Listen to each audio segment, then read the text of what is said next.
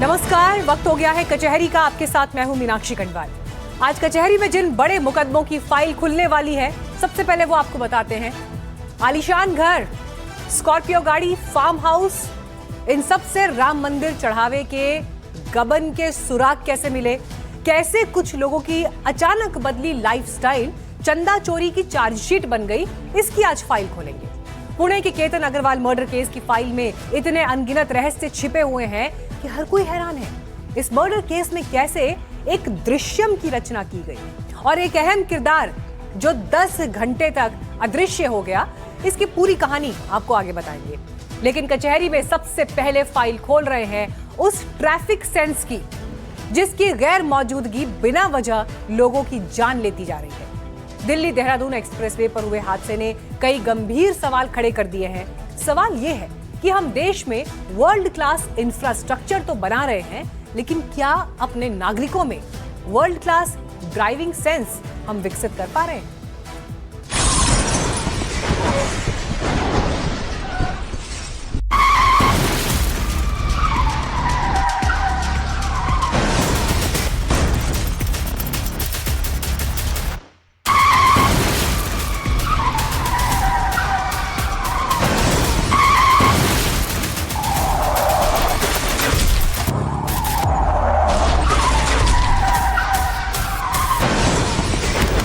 आज भारत की सड़कें बदल गई हैं, एक्सप्रेसवे आ गए हैं, 8-8 लेन की हाईवेज बन गए। जहां कभी 6 से 7 घंटे लगते थे, वहां अब पहुंचने में 2.5-3 घंटे लग रहे हैं। लेकिन एक सवाल है, हमारी सड़कें 2026 की हो गई, लेकिन हमारी ड्राइविंग भी क्या इस लायक है?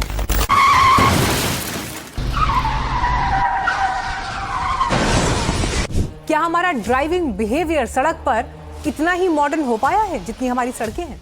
हमने वर्ल्ड क्लास इंफ्रास्ट्रक्चर तो बना लिए, लेकिन क्या वर्ल्ड क्लास ड्राइविंग सेंस हम विकसित कर पाए हैं?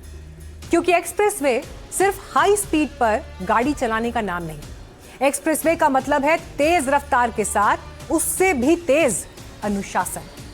लेकिन भारत में तस्वीर उल्टी दिखाई देती है। किसी का एग्जिट छूट जाए तो वो अगला एग्जिट लेने के बजाय एक्सप्रेसवे पर ही गाड़ी रिवर्स कर देता है। कोई गलत दिशा में गाड़ी दौड़ा देता है, कोई बीच सड़क पर गाड़ी रोक देता है, तो कोई हाई स्पीड लेन में आराम से पैदल चलता हुआ नजर आ जाता है। यानी सड़कें बदल गई, लेकिन सड़क पर चलने की सोच नहीं बदली। और जब मॉडर्न सड़कों पर पुरानी मानसिकता उतरनी ही है, तो हादसे तो होंगे, हो ही रहे हैं, तबाही होती है। दिल्ली देहरादून एक्सप्रेसवे पर हुआ हादसा भी सिर्फ एक एक्सीडेंट नहीं था, वो इस बात का सबूत था कि देश के सबसे बड़ी सड़क समस्या गड्ढे नहीं है, हमारा ड्राइविंग बिहेवियर है, हमारी ड्राइविंग मानसिकता है। एक्सप्रेसवे पर एक एग्जिट छूट जाए तो अगला एग्जिट कुछ किलोमीटर दूर होता है। नियम यही कहते हैं कि आगे बढ़िए, अगला यू टर्न लीजिए, लेकिन हम समय बचाने के लिए मौत को शॉर्टकट बना लेते हैं। दिल्ली देहरादून एक्सप्रेसवे पर सहारनपुर के पास जो हुआ, वो सिर्फ एक सड़क हादसा नहीं था, वो हमारी ड्राइविंग संस्कृति का आईना था। एक ड्राइवर का एग्जिट छूट गया, अब उसके सामने 2 रास्ते थे। पहला, या तो कुछ किलोमीटर आगे जाकर अगला एग्जिट लीजिए, और दूसरा, कुछ मिनट बचाने के लिए एक्सप्रेसवे पर ही कार रिवर्स कर देना। उसने दूसरा रास्ता चुना और कुछ ही सेकंड्स में एक परिवार के 4 लोगों की जिंदगी खत्म हो गई और 3 लोग गंभीर रूप से घायल हो गए। ये वीडियो कल से ही सोशल मीडिया पर वायरल है। आप जिन व्हाट्सएप ग्रुपों में जुड़े होंगे, वहां से भी यकीनन आपको ये वीडियो मिला होगा। आपने भी अपने परिचितों, दोस्तों को ये वीडियो शायद फॉरवर्ड भी किया होगा। आपने इस वीडियो में क्या एक बात नोटिस की? ये सिर्फ एक कार ड्राइवर की गलती नहीं है, ये उस सोच की गलती है जो नियमों से ज्यादा अपनी सुविधा को महत्व देती है। हम रेड लाइट तोड़ देते हैं क्योंकि सड़क खाली है। हम हेलमेट नहीं पहनते क्योंकि घर तो पास है। हम गलत दिशा में गाड़ी चला देते हैं क्योंकि बस 2 मिनट का रास्ता है, अभी जाकर लौट आएंगे।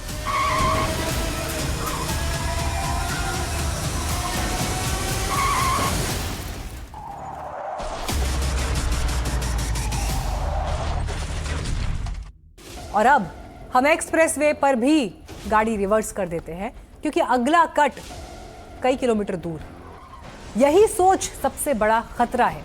और ये सिर्फ दिल्ली देहरादून एक्सप्रेसवे पर हुए हादसे की बात नहीं, आपने ऐसे बहुत से वीडियोस देखे होंगे जो हमारे हाईवे या एक्सप्रेसवे पर ड्राइविंग की नासमझी का आईना होते हैं। एक्सप्रेसवे पर जहां कारें आमतौर पर 100 से ज़्यादा स्पीड पर चलती हैं, कोई 100 पर चलता है, कोई 120 की स्पीड पर चलता है, तो जहां पर इतनी तूफानी स्पीड से गाड़ियां चल रही हो, वहां पर भला किसी लेन पर कार को रिवर्स करने का तुक क्या बनता है? कट छूटा तो क्या जान भी छूट जानी चाहिए? ये बातें हमें क्यों ध्यान नहीं रहती कि इतनी स्पीड पर पीछे से आने वाले ड्राइवर के पास सोचने का नहीं, सिर्फ टकराने का समय बचता है। देश में वर्ल्ड क्लास सड़कें बन गई, इसमें कोई दो राय नहीं। साल 2025 का सरकारी डेटा बता रहा है कि देश में नेशनल हाईवे नेटवर्क की लंबाई 2014 में जो 91,287 किलोमीटर थी, वो बढ़कर 1,46,342 किलोमीटर हो गई है। वहीं एक्सप्रेसवे की लंबाई मार्च 2014 में जो कि सिर्फ 93 किलोमीटर की थी, वो अब बढ़कर 5,110 किलोमीटर हो गई है। तो सड़कें भले ही वर्ल्ड क्लास हो गई, लेकिन हमारी ड्राइविंग वही ओल्ड स्कूल है। सड़कें बदलने के साथ ड्राइविंग के स्किल्स भी बदलने चाहिए। एक्सप्रेसवे पर चलने का कल्चर भी सीखना चाहिए। ताज्जुब की बात है कि हमने हाई स्पीड सड़कें बना ली, लेकिन हाई स्पीड अनुशासन नहीं सीखा। ऐसा लग रहा है कि ड्राइविंग लाइसेंस लेना आसान है, लेकिन ड्राइविंग सेंस सीखना भी बाकी है, वरना देश में सड़क हादसों में इतने लोग नहीं मारे जाते। साल 2024 के एक सरकारी डेटा से पता चलता है कि इस साल देश में कुल सड़क हादसे हुए 4,67,967। उनमें मारे गए लोगों की संख्या थी 1,75,142 और घायल होने वालों की संख्या थी 4,48,365। साल 2024 के उसी डेटा के मुताबिक देश में रोजाना 1,282 और हर घंटे 53 सड़क हादसे हो रहे हैं। देश में हर दिन 480 और हर घंटे 20 लोगों की मौत सड़क हादसों में हो रही है। हालांकि दिल्ली देहरादून एक्सप्रेसवे पर जो हुआ, उसमें सिस्टम से भी सवाल बनता है। क्या हर एग्जिट या हर कट से पहले पर्याप्त और स्पष्ट संकेत थे? सीसीटीवी कैमरे की वीडियो में ऐसा लग रहा है कि जिस कट के छूट जाने के बाद कार ड्राइवर ने गाड़ी रिवर्स की, वहां पर कोई साइनेज नहीं था। सवाल यह भी है कि क्या ऐसे स्थानों पर सुरक्षा व्यवस्था और पेट्रोलिंग इतनी प्रभावी है कि लोग रिवर्स करने जैसी खतरनाक गलती करने से पहले रुक जाए? सुरक्षित सड़कें सिर्फ कंक्रीट और डामर से नहीं बनती, वो नियम मानने वाले ड्राइवर, बेहतर डिजाइन और जिम्मेदार सोच से बनती है। जब तक हम कुछ मिनट बचाने की जल्दबाजी को जिंदगी से बड़ा मानते रहेंगे, तब तक एक्सप्रेसवे पर सबसे बड़ा खतरा स्पीड नहीं होगी, हमारी मानसिकता होगी। तो बात मानसिकता की है, और एक मानसिकता अपराध करने वाला भी पाले रहता है। उसे लगता है कि वो अपने प्रपंचों से सबकी आंखों में धूल झोंक सकता है, पुलिस की आंखों में, कानून की आंखों में। लेकिन वो ये भूल जाता है कि कोई अपराधी कितना भी शातिर हो, कोई ना कोई चूक तो उससे हो जाती है। पुणे में केतन अग्रवाल मर्डर केस में एक ऐसी ही चूक ने कैसे पूरे मर्डर केस की गुत्थी सुलझाई, अब कचहरी में इसकी फाइल खोलेंगे। साल 2015 में आई फिल्म दृश्यम जिसने भी देखी होगी वो भूला नहीं होगा, क्योंकि वो एक क्राइम थ्रिलर थी जिसमें लीड एक्टर अजय देवगन एक गुनाह के बाद सबूतों को इस तरह से मैनेज करते हैं कि पुलिस भी कंफ्यूज हो जाती है। लेकिन वो फिल्मी कहानी अपराध होने के बाद की है। पुणे में केतन अग्रवाल मर्डर केस भी उसी तर्ज पर एक अलग तरह का दृश्यम रचा गया, लेकिन उस खौफनाक क्राइम सीन को अंजाम देने से पहले। वो ऐसा दृश्यम था जिसमें मुख्य आरोपियों में शामिल चेतन चौधरी ने कुछ घंटों के लिए खुद को डिजिटली अदृश्य कर दिया था। और किया क्या आपको मालूम है? पुलिस सूत्रों के मुताबिक चेतन चौधरी वारदात वाले दिन यानी 18 जून को 10 घंटे 40 मिनट तक पूरी तरह से डिजिटल दुनिया से गायब रहा। चेतन ने अपने मोबाइल का इंटरनेट बंद कर दिया, अपना मोबाइल फोन अपनी शॉप पर छोड़ दिया, अपने कर्मचारियों को सभी इनकमिंग कॉल उठाने को कहा। उस दिन वो एक कर्मचारी का मोबाइल फोन लेकर निकला ताकि उसकी असली लोकेशन का कोई रिकॉर्ड न बने। पुणे से करीब 90 किलोमीटर दूर लोहगढ़ किले तक कार की बजाय स्कूटी से गया ताकि टोल प्लाजा पर उसकी पहचान दर्ज ना हो, और वो स्कूटी अब पुणे पुलिस के कब्जे में है। इसी स्कूटी से चेतन लोहगढ़ किले से वापस भी लौटा तो लगभग 10 घंटे से ज्यादा की इस घोस्ट स्ट्रैटेजी से चेतन को भरोसा था कि उसने अपनी लोकेशन इतनी सफाई से छिपाई है कि पुलिस कभी उस तक पहुंच नहीं पाएगी।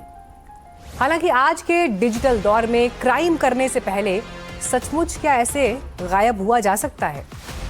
ये शायद अब संभव नहीं है, पुलिस की जांच से भी ये पता चल रहा है कि एक परफेक्ट मर्डर के लिए आपने इस दृश्यम को कामयाब बनाने के लिए सिया और उसके बॉयफ्रेंड चेतन दोनों ने वारदात को अंजाम देने के तुरंत बाद अपनी अपनी व्हाट्सएप चैट्स डिलीट की, इंस्टाग्राम चैट्स डिलीट किए, 3 महीने का पूरा डेटा जो था बैकअप से जुड़ा हुआ वो भी डिलीट किया, सारे वॉइस नोट्स डिलीट किए। लेकिन इन सारे प्रपंचों के पीछे भी मंसूबा वही था, कानून की आंखों में धूल झोंकी जाए, पुलिस और जांचकर्ताओं को भ्रम में डाल दिया जाए और कानून के हाथ कभी भी उनकी गर्दन तक ना पहुंच पाए। इस प्लानिंग के लिहाज से तो पुणे मर्डर केस नोएडा के बहुचर्चित आरुषि मर्डर केस की तरह देश के सबसे प्री प्लान्ड मर्डर्स में से एक माना जा सकता है। लेकिन क्या ऐसा हो पाया? क्या उस दृश्यम को रचने में मुख्य आरोपी सिया गोयल और उसके बॉयफ्रेंड चेतन चौधरी को कामयाबी मिल पाई? अगर केतन अग्रवाल हत्याकांड सिर्फ हादसा बनकर रह जाता तो चेतन चौधरी का वो दृश्यम वाकई कामयाब हो भी जाता। लेकिन गुनहगार चाहे कितना भी शातिर हो, कोई ना कोई गलती तो कर ही बैठता है।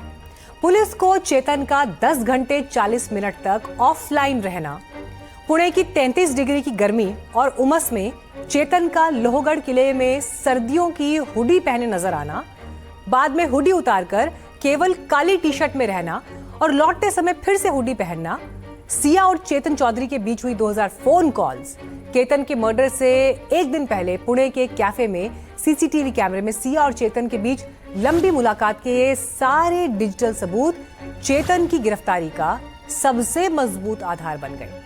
जिन डिजिटल सबूतों को सिया और चेतन ने नष्ट कर दिया था, उन्हीं का सिरा पकड़कर पुलिस ने इस पूरे मामले का भंडाफोड़ कर दिया।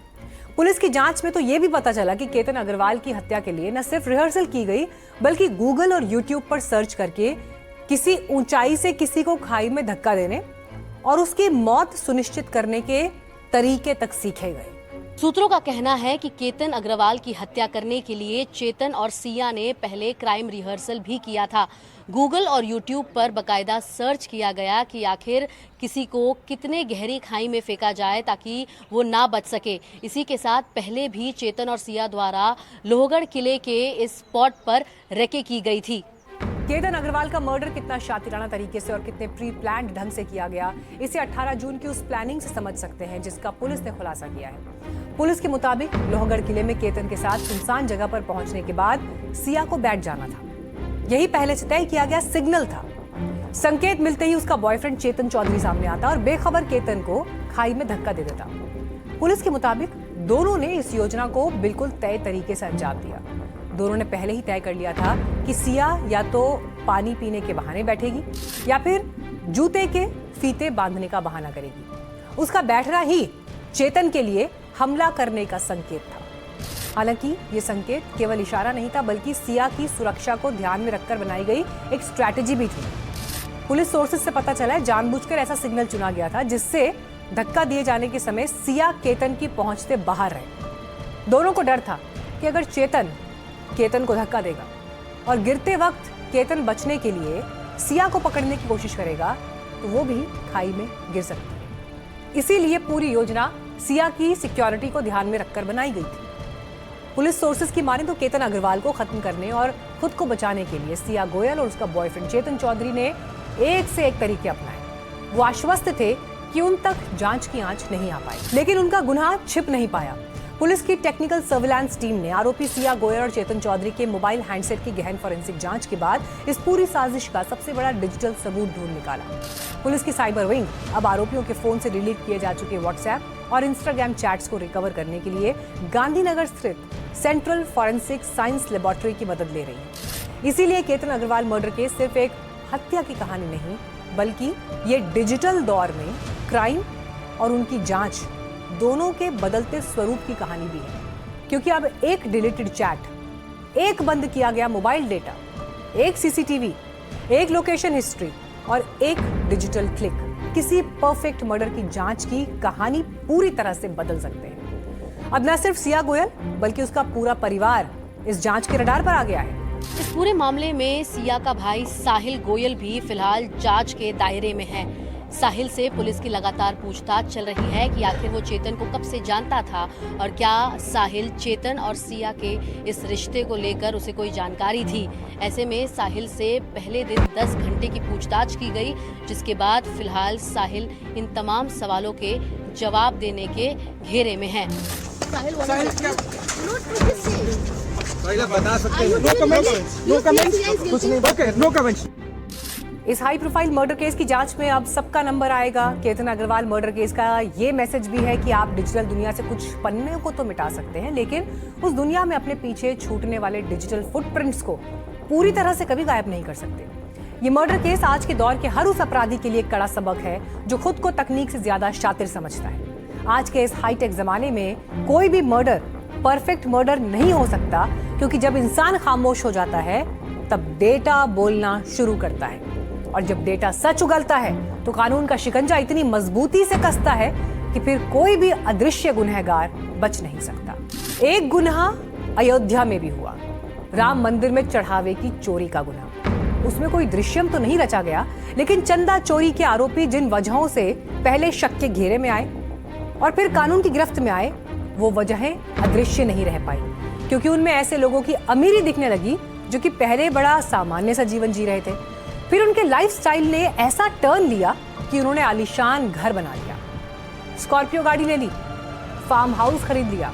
आरोपियों की यही लाइफस्टाइल कैसे चंदा चोरी में चार्जशीट बन गई, कचहरी में अब इसी की फाइल खोलते हैं।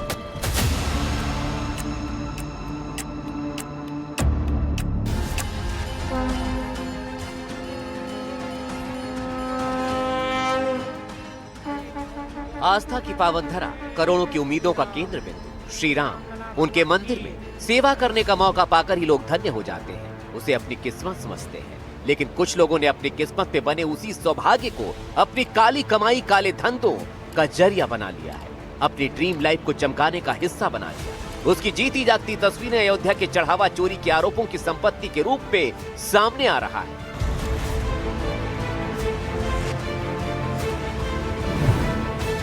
ये देखिए, दान पेटी से अपनी ड्रीम लाइफ का सपना साकार करने की कहानी का पहला किरदार, यानी पहला आरोपी अनुकल्प मिश्रा का पहनोई लवकुश मिश्रा।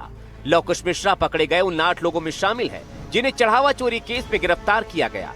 अयोध्या में इसके एक मकान से इतर इसके नए ड्रीम लाइफ की तस्वीर भी देख लीजिए। ये मकान लवकुश मिश्रा की पत्नी के नाम पर है। 1000 वर्ग फीट में ये 3 मंजिला मकान पॉश सोसाइटी में बन रहा है, जिसमें 2 फ्लोर करीब करीब बन चुके हैं और तीसरा फ्लोर बनाने की तैयारी चल रही है। ये अयोध्या के शहादतगंज में जयपुरिया स्कूल के पीछे है, जिसकी रजिस्ट्री साल 2025 में ही कराई गई थी, जिसके बनने के बाद अब इसकी कीमत करीब 1 करोड़ के आसपास बैठेगी। इसमें जमीन की कीमत करीब 25 लाख रुपए है। 1 फ्लोर बनाने की कीमत करीब 30 लाख रुपए है। इस तरह से दूसरे और तीसरे फ्लोर की कीमत भी करीब 25-25 लाख रुपए आएगी। जमीन समेत ये कीमत करीब 1 करोड़ 5 लाख रुपए तक पहुंच जाती है। ऐसे में लवकुश की ड्रीम लाइफ की हसरत पर सवाल उठ रहे हैं, क्योंकि खबर है कि लवकुश मिश्रा की सैलरी सिर्फ 17,000 रुपए है। ऐसे में कैसे वो 1 करोड़ रुपए का मकान बनवा रहा है? आखिर कहां से आए इतने पैसे? क्या 17,000 रुपए महीने कमाने वाले की कमाई में इतना बड़ा 1 करोड़ रुपए का मकान बन सकता है?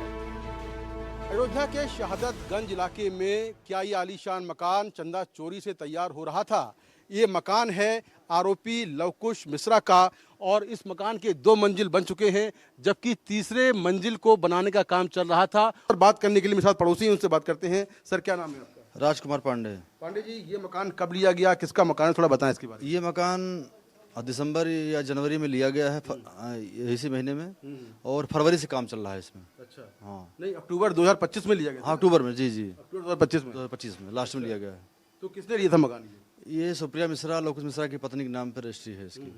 और कितना बड़ा मकान है? 1000 स्क्वायर फीट का मकान है। तो अनुकल्प मिश्रा हैं, वो भी बहुत जब भी मिलते थे तो एज ए हम बड़े हैं, हमको सम्मान देते थे। सब कुछ सही है एकदम, कोई इसमें गड़बड़ी नहीं है। मतलब सब ठीक है। वो मतलब उनका व्यवहार बहुत अच्छा है भाई। उसके बारे में तो सब पूरा काम पर सब लोग करते हैं। अब कहाँ से इनका दिमाग कैसे क्या हुआ वो जाने, उनका काम जाने, उसके बारे में हम कुछ नहीं बता सकते।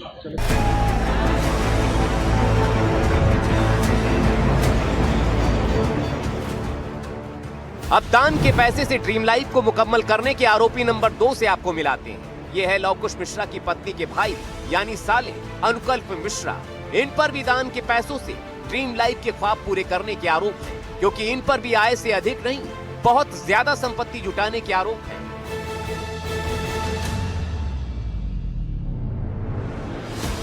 ये अयोध्या शहर के पौष इलाके में बना अनुकल्प मिश्रा का मकान है। अनुकल्प मिश्रा का मकान, जहां जमीन की कीमतें नोएडा से भी महंगी हो चली हैं, उस पौष इलाके में ये मकान है। ये भी साल भर पहले बना है। इसकी कीमत भी 50 से 65 लाख के बीच बताई जा रही है और अनुकल्प की सैलरी सिर्फ 14,000 होने की जानकारी मिली है। हालांकि अनुकल्प के पिता रविंद्र मिश्रा प्रॉपर्टी डीलर का काम करते हैं। राम मंदिर चढ़ावा चोरी के जो आरोपी हैं, आज सवेरे से उनके घरों पे रेड पड़ रही है। जहाँ जहाँ भी वो रह रहे हैं लोगों के यहाँ, आप ये देख सकते हैं कौशलपुरी का ये बेहद पॉश इलाके का घर है। यहाँ पे अनुकल्प मिश्रा का ये घर है। यहाँ पे पुलिस को उम्मीद है कि इसके अंदर में कुछ रखा होगा, कुछ यहाँ से और रिकवरी हो सकती है। हालांकि ये घर हाल में ही अनुकल्प मिश्रा उनके पिता ने खरीदा था।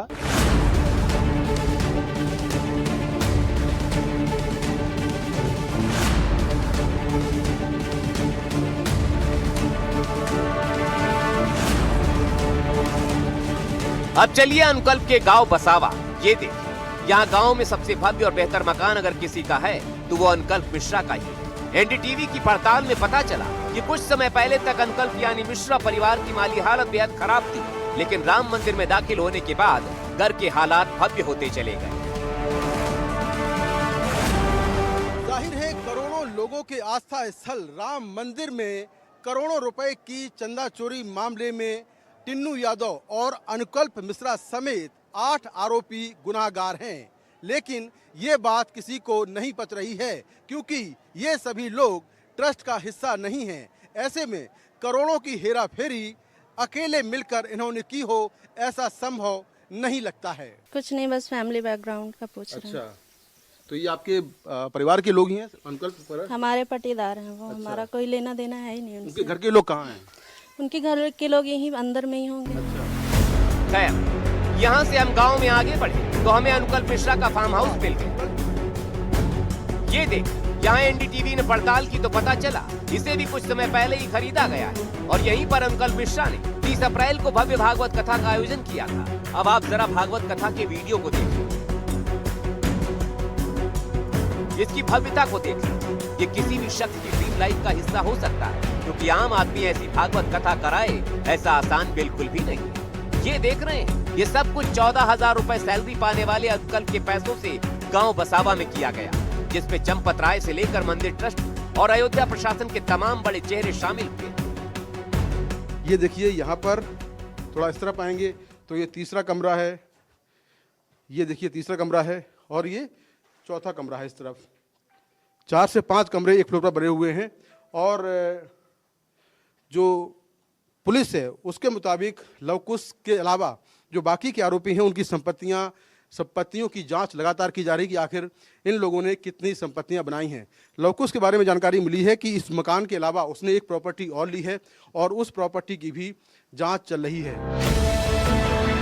पुलिस की जांच में और रिश्तेदारों की पूछताछ में पता चला कि अनुकल्प जल्द स्कॉर्पियो कार लेने की तैयारी में था, लेकिन कैसे? उसकी सैलरी अगर 14,000 रुपए है तो क्या ये मुमकिन है कि वो स्कॉर्पियो जैसी गाड़ी लेने की हिम्मत जुटा सकता है? दान के पैसों से ड्रीम लाइफ के सपने पूरे करने के तीसरे आरोपी हैं रामशंकर यादव और टिन्नू। अयोध्या में इनके 2-2 मकान सबके सामने घोषित हैं। उनमें से एक है ये 17 कमरों वाला मकान। ये अयोध्या के अच्छे इलाके में, अगर इसकी भी कीमत का अंदाजा लगाएंगे तो कम से कम आप इसे 1 करोड़ से कम का बताने की कोशिश नहीं करेंगे। आखिर कहां से आया टिन्नू यादव के पास इतना पैसा, जबकि कुछ वर्षों पहले तक वो ऑटो चलाता था, फिर चंपत राय का ड्राइवर रहा। वहां भी उसकी सैलरी 15 से 20 हजार रुपए के बीच बताई जा रही है। उसके बाद उसे चढ़ावा गिनने के काम में लगा दिया गया। वहां भी किसी को ज्यादा सैलरी नहीं मिलती। ऐसे में अयोध्या में एक पुराना मकान और दुर्गापुर इलाके में 17 कमरों का ये नया मकान, ये मकान भी 2-3 साल के अंदर बना। अब तक मिली जानकारी के मुताबिक ज्यादातर आरोपियों की संपत्ति 50 से 100 गुना तक बढ़ी है। आखिर कैसे? क्या ये राम का चमत्कार है या चढ़ावा चोरी में ढूंढी गई उम्मीदें?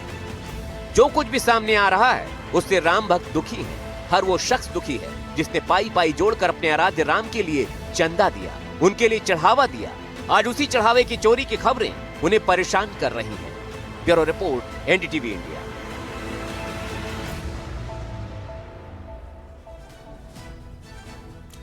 तो राम मंदिर के चढ़ावे की लूट का मसला करोड़ों आस्थावान लोगों की भावनाओं को ठेस पहुंचा रहा है, लेकिन आस्था का मसला पंजाब में भी गर्म है। इतना गर्म कि सिखों की सर्वोच्च धार्मिक संस्था अकाल तख्त तक मामला पहुंच गया। पंजाब की आम आदमी पार्टी सरकार के विधायकों और मंत्रियों को अकाल तख्त के सामने पेश होना पड़ा।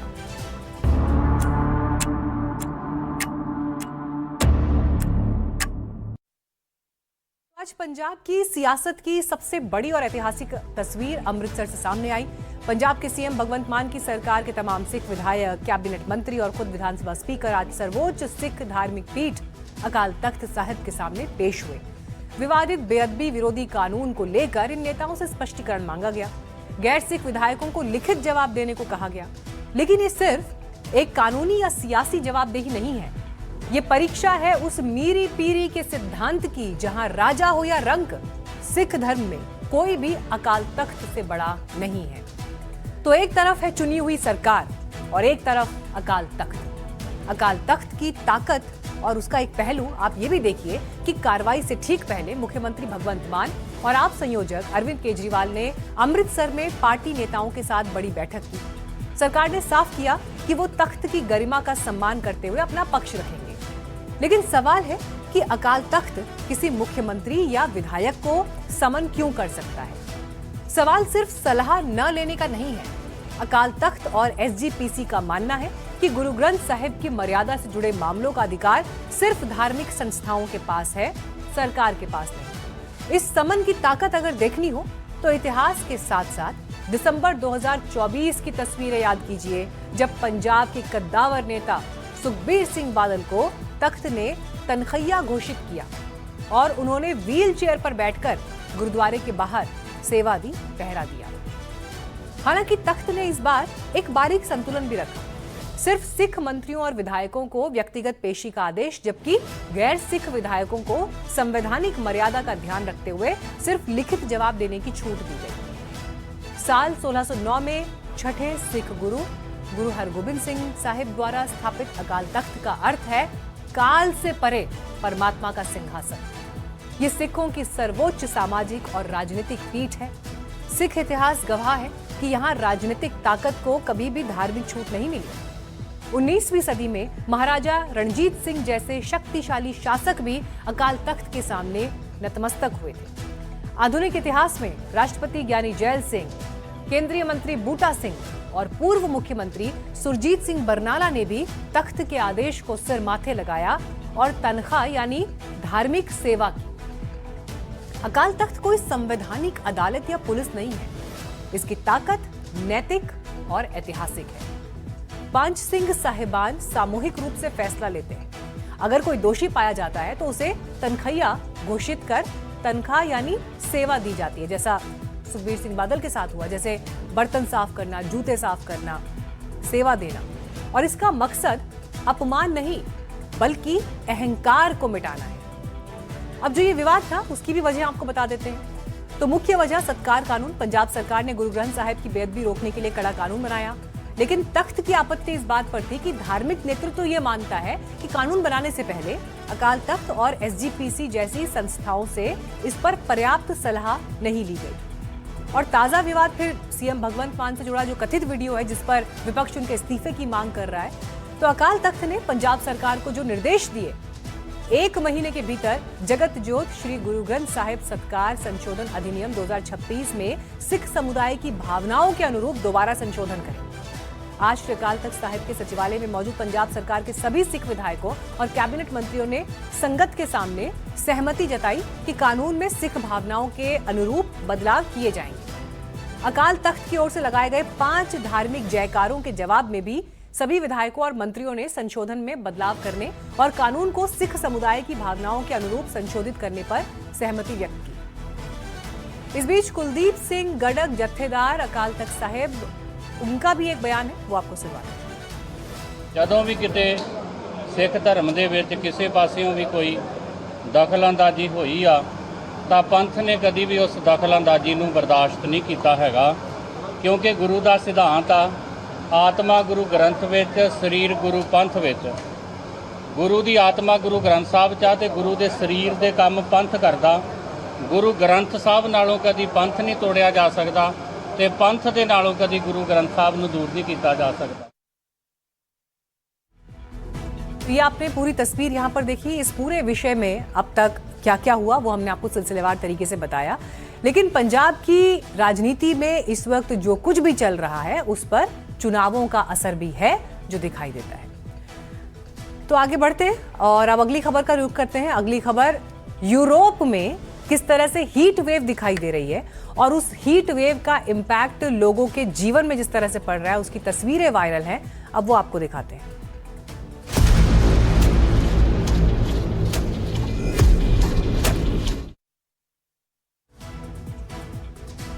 यूरोप इस समय जो झेल रहा है उससे उसकी आदत नहीं, और वो है भीषण गर्मी। ज्यादातर यूरोपीय घर ठंड से बचाने के लिए बनाए गए हैं, लेकिन इस बार यही घर बन गए हैं आग का गोला।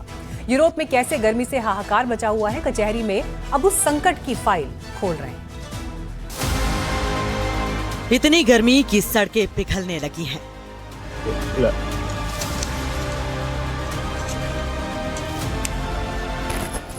हीट वेव से ट्रैफिक लाइट्स की भी शक्ल बिगड़ गई है।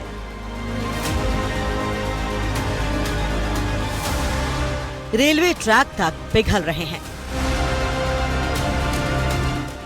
इतनी भीषण गर्मी की फ्राई पैन पर अंडा डालते ही ऑमलेट बन जा रहा है।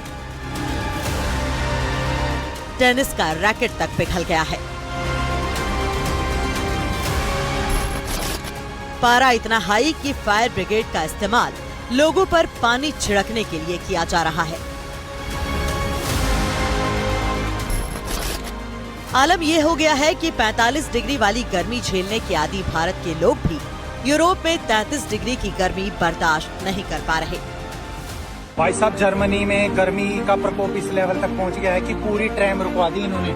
ये देख लो, ये पटरी है इनका, ये ट्रैक से पूरा मेल्ट हो रहा है। ये देख लो पीछे तक, मतलब यार ट्रैक्स मेल्ट हो रहा है भाई। और मेरा फोन है, ये मेरे को बोला कि पहले ठंडा कर इसको फिर चार्जिंग करूंगा। अब इसको क्या फ्रिज में रखकर चार्जिंग करूंगा? तो डिफरेंट लेवल पे यार, इतना क्या। बाजार में पंखे और एयर कंडीशन खरीदने के लिए मारामारी मची हुई है। लोग दुकानों पर टूट पड़े हैं, लेकिन एसी नहीं मिल पा रहे हैं।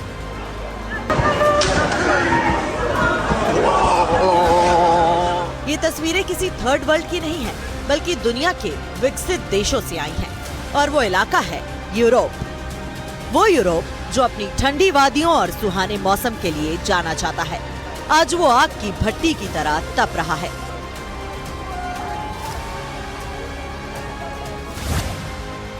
आलम यह हो गया है कि तापमान जर्मनी में लगभग 42 डिग्री, पोलैंड में लगभग 41 डिग्री, चेक रिपब्लिक में लगभग 41 डिग्री दर्ज किया गया है। ब्रिटेन से लेकर फ्रांस और स्पेन से लेकर इटली तक हर तरफ सिर्फ हाहाकार है। पारा 40 के पार जा चुका है और इस जानलेवा गर्मी ने अब तक 1300 से ज्यादा लोगों की जान ले ली है। यूरोप में लोग बिना युद्ध के मर रहे हैं। बर्फ वाले महाद्वीप में इन दिनों आसमान आग बरसा रहा है। सबसे ज्यादा मार बुजुर्गों और बच्चों पर पड़ रही है। हीट स्ट्रोक और डिहाइड्रेशन के मरीजों से इमरजेंसी वार्ड भरे पड़े हैं। रेड क्रॉस और स्थानीय प्रशासन दिन रात राहत कार्यों में जुटे हैं, लेकिन मौत का ये आंकड़ा हर गुजरते घंटे के साथ डरा रहा है। अभी जो है वो 30 डिग्री और कभी कभी एक फेज आया है 40 डिग्री तक फ्रांस में और स्पेन में, पोर्चुगल में 35 से 40 डिग्री तो देखने को मिली है। इससे क्या होगा, जो जब आपकी सामान्यतर तापमान से जब बहुत ज्यादा 10 डिग्री 12 डिग्री का तापमान हो जाता है, उसके साथ उमस भी है, मॉइस्चर भी हो रहा है। उसकी वजह से जो आपकी बॉडी का फिजियोलॉजिकली जो एवापोरेशन आना है, स्वेटिंग आना है, उसी से ही बॉडी जो है कूल हो जाती है। थोड़ा एडजस्ट होने का, हीट स्ट्रेस को एडजस्ट होने का पॉसिबिलिटीज बढ़ते हैं। यूरोप में भीषण गर्मी केवल रिकॉर्ड ही नहीं तोड़ रही, बल्कि लोगों की जान, स्वास्थ्य, परिवहन व्यवस्था और पूरी जिंदगी को प्रभावित कर दिया है। हालात इतने गंभीर हो चुके हैं कि विश्व स्वास्थ्य संगठन यानी WHO ने इसे साइलेंट किलर बताया है। पर्यावरण वैज्ञानिकों का साफ कहना है कि ये ग्लोबल वार्मिंग और क्लाइमेट चेंज की वो भयानक दस्तक है जिसे दुनिया हल्के में ले रही थी। अगर अब भी कड़े कदम नहीं उठाए गए तो आने वाले साल इससे भी बदतर हो सकते हैं। एक तरह से एटमॉस्फेयर में लिड जैसी लग जाती है, ढक्कन जैसा लग जाता है कि वो हवा को ट्रैप कर लेता है, गर्म हवा को, और वो रिलीज नहीं होने देता। तो यही फेनोमेना इस समय यूरोप में बना हुआ है।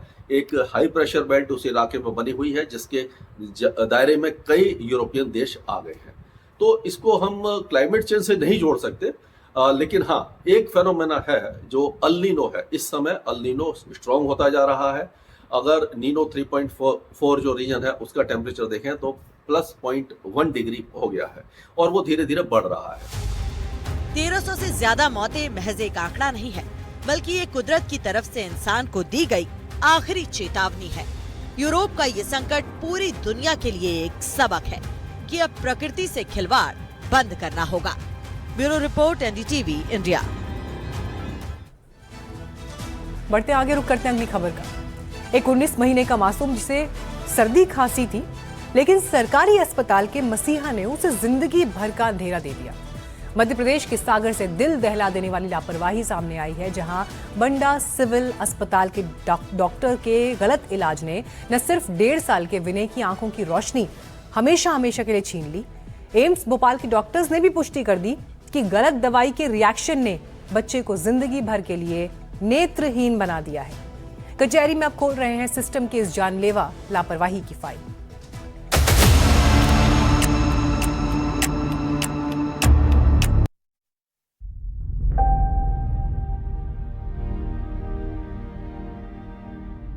ये मासूम है 19 महीने का विनय विश्वकर्मा, जिसकी जिंदगी में अब हमेशा के लिए अंधेरा छा चुका है। बंडा तहसील के ग्राम भूसा कमलपुर का ये परिवार अपने कलेजे के टुकड़े का इलाज कराने अस्पताल पहुंचा था, लेकिन उन्हें क्या पता था कि सरकारी अस्पताल का मसीहा ही उनके बच्चे की आंखों की रोशनी छीन लेगा। बीती 29 मई को विनय को हल्की सर्दी और आंखों में लालिमा की शिकायत थी। पिता इंद्रराज विश्वकर्मा उसे बंडा के सिविल अस्पताल लेकर पहुंचे। ओपीडी की पर्ची कटवाई और ड्यूटी पर मौजूद सरकारी डॉक्टर को दिखाया। पीड़ित पिता का आरोप है कि डॉक्टर ने बच्चे को देखने के बाद एक आई ड्रॉप, पैरासिटामोल सिरप, एक इंजेक्शन और कुछ दूसरी दवाइयां दी। दवा देने के बाद परिजन 3-4 घंटे अस्पताल में ही रुके रहे, लेकिन बच्चे की हालत सुधरने की बजाय और बिगड़ती चली गई। मासूम दर्द से तड़पने लगा। बच्चे की आंखें लाल हुई थी तो हम बंदा सरकारी अस्पताल लेके आए थे। तो वहाँ पे डॉक्टर ने देखा, उसको बोतल लगाई, एक पैरासिटामोल की शीशी दी, एक ड्रॉप दे दी, उससे इन्फेक्शन बन गया, ऑक्सीजन चली गया। हालत बिगड़ती देख बंडा अस्पताल ने हाथ खड़े कर दिए और उसे जिला अस्पताल सागर रेफर कर दिया। सागर में भी डॉक्टरों ने स्थिति की गंभीरता को देखते हुए तुरंत हायर सेंटर ले जाने की सलाह दी। परेशान परिजन बच्चे को लेकर तुरंत एम्स भोपाल पहुंचे, लेकिन एम्स के डॉक्टरों ने जो खुलासा किया उसने माता पिता के पैरों तले जमीन खिसका दी। डॉक्टरों ने साफ कह दिया कि गलत इलाज या दवा के रिएक्शन की वजह से मासूम विनय की आंखों की रोशनी पूरी तरह खत्म हो चुकी है। यानी मात्र 1 साल 7 महीने का ये बच्चा अब जिंदगी भर के लिए नेत्रहीन हो चुका है। हम भोपाल भी ले गए, उन्होंने बोला कि इन्फेक्शन हो गया है, दवा से इन्फेक्शन हुआ है, क्योंकि पहले एफआईआर कर दो। तो हम यहाँ पे एफआईआर के लिए आज कुछ समय बैठे, कल भी आए थे, आज भी आए। पीड़ित पिता ने बंडा थाने में लिखित आवेदन देकर दोषी डॉक्टर और लापरवाह स्टाफ के खिलाफ सख्त कानूनी कार्रवाई की मांग की है। पुलिस ने मामले की गंभीरता को देखते हुए जांच शुरू कर दी है, लेकिन सवाल ये उठता है कि क्या पुलिस की इस जांच से उस मासूम की आंखों की रोशनी वापस आ पाएगी? आखिर कब तक सरकारी अस्पतालों में इस तरह की लापरवाही मासूमों की जिंदगी से खिलवाड़ करती रहेगी? Bureau report, NDTV India.